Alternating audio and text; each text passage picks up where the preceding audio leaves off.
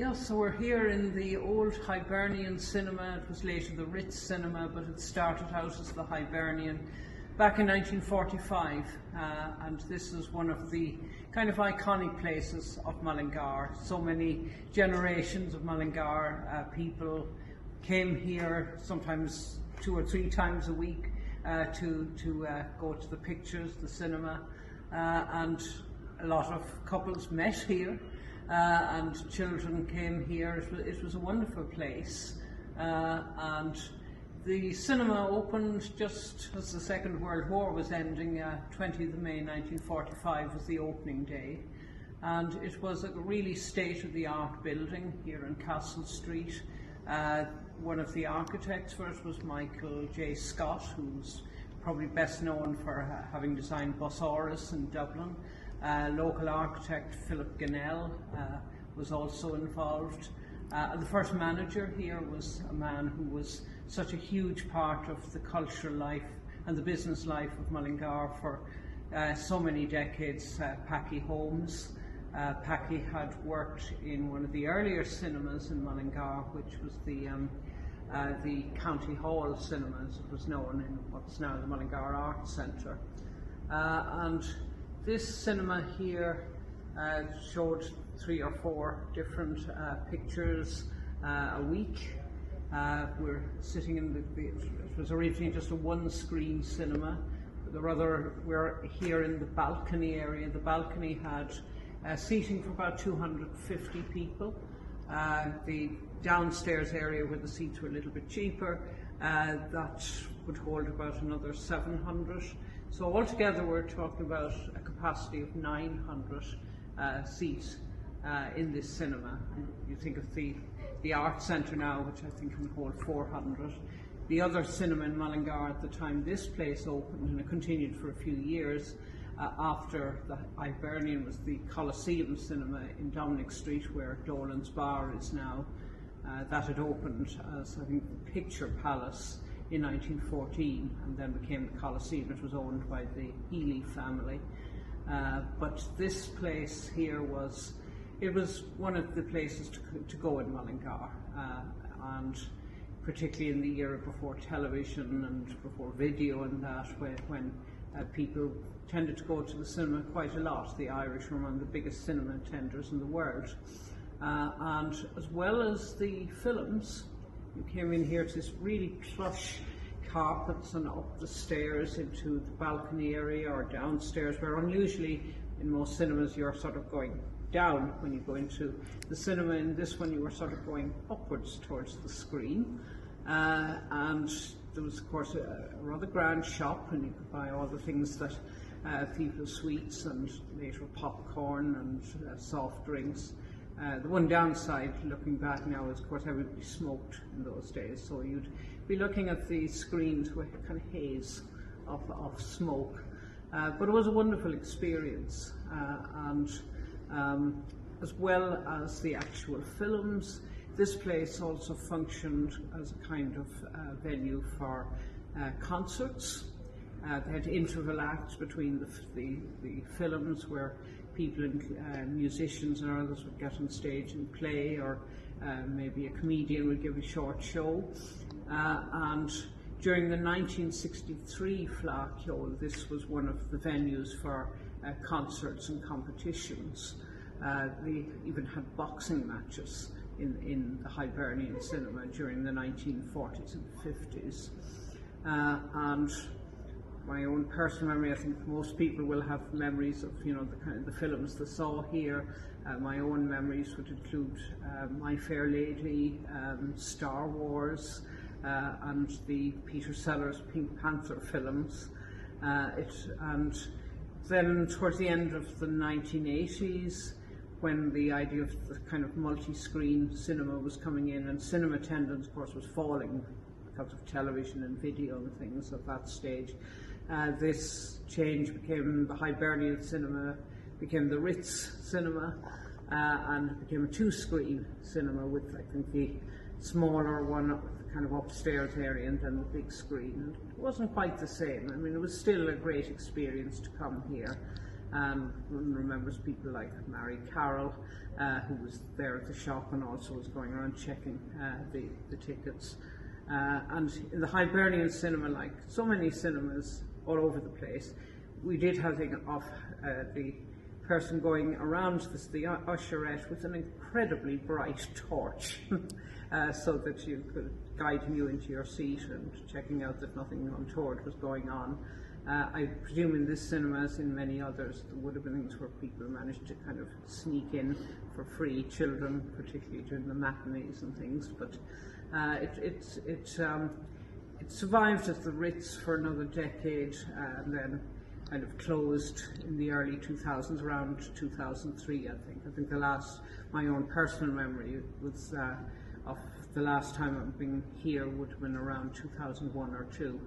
And then it closed, and of course there's the new cinema that opened around the same time out at Lake Point, and now of course we have the cinema up at Harbour Place, which opened in 2022 beside the Harbour Centre, and that has a family connection with the people who owned this cinema here.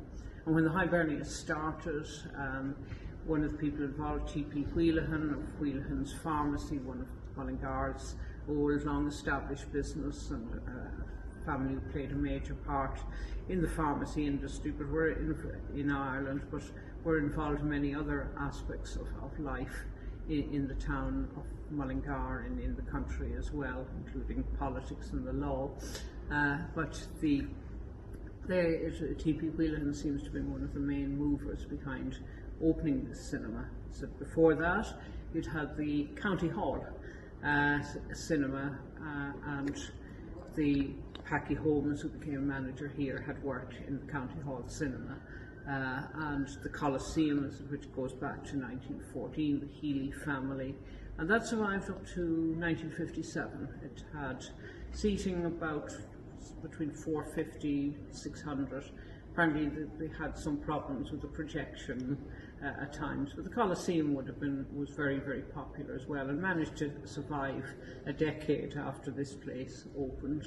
And the very first cinema in Mullingar was on the opposite side of the road from Healy's south side of Downing Street, now Dolan's Bar. On the north side of Downing Street, where the Spar shop is now, there was another cinema, and that was owned by the Fitzmaurice family, and they later moved to the county hall. And of course the early films were silent films. There were local musicians involved in things like playing the piano to provide background music for the actual film, and the cinema used to show short films. The one really interesting was you get these sort of like adventure films. There was a heroine called Elaine, and every week there would be the exploits of Elaine. And during the Easter Rising, the cinema films couldn't be delivered to Mullingar, so the people of Mullingar had to wait 2 weeks to find out whether Elaine had survived being sort of tied to the railway tracks or hanging off the edge of a cliff or whatever it was she was enduring. But the cinema, said, from Dominic Street, just the Coliseum survived, but the other one went to the County Hall. And in the beginning of the 1930s, the new technology of talking films arrived in Mullingar, and there are advertisements of talkies in the Coliseum cinema around 1931, and they also were showing them in the County Hall and the Coliseum, and one of the cinemas, I think, underwent a complete rehaul to deal with the new technology and very comfortable seating, and a trip to the cinema was a great thing for people, and whole families went. There were weekend matinees for school children. Up in Dublin there was one cinema that was actually known as the Ranch, because it showed cowboy films, mostly cowboy films, and all the kids in Dublin used to go to it, and it would have been much the same here. So it's the history of cinema in Mullingar goes back to really 1914, but even earlier they were showing sort of kind of little clips of short film in the early 1900s in the parochial hall in Church Avenue. There was one in 1902 showing pictures of the coronation of King Edward VII in London that summer, the disastrous volcanic eruption in the Caribbean in the island of Martinique, and also I think things like the Epsom Derby and that. And there were kind of film booths up on the Fair Green, and they also showed films in St Mary's Hall in Bishopsgate Street, which was then known as the Lecture Hall. And there's an account of it by a man who used to write articles for the Westmeath Examiner in the 40s and 50s, TC, Tommy Conlon, who was an actor, and he remembered going to film shows there at the beginning of the 20th century, and there was a cheerful, total disregard for any kind of health and safety. They were all packed up there, up a narrow stairs into a balcony with sort of very, very flammable sort of film running along with naked flames just a few feet away. Happily, nothing ever happened, but that was the kind of the first experience of film that people in Mullingar had in those early years in the 1900s, and then so the cinemas themselves started around 1914 and continued. But this place here, this was really one of the great meccas of entertainment in Mullingar in the mid-20th century. Place lots of people came to, where people went on gay first dates, where children went on the weekends, where couples met, where it was just a great experience. And it was a great experience because particularly, even when television came in, the first televisions were all black and white, and sometimes just one or two channels. You sometimes have to bang the top of the television to get the picture because it would go snowy, and the quality wasn't great. You didn't have the kind of televisions you have now.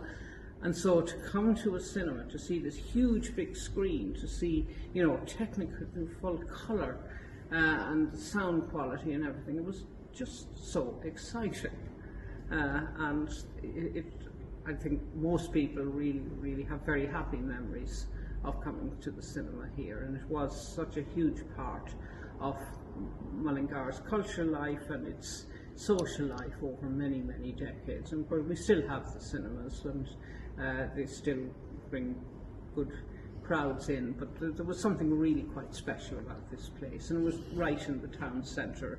Those of us who kind of lived in the town centre, it was just go out the door and round the corner and you were at the cinema.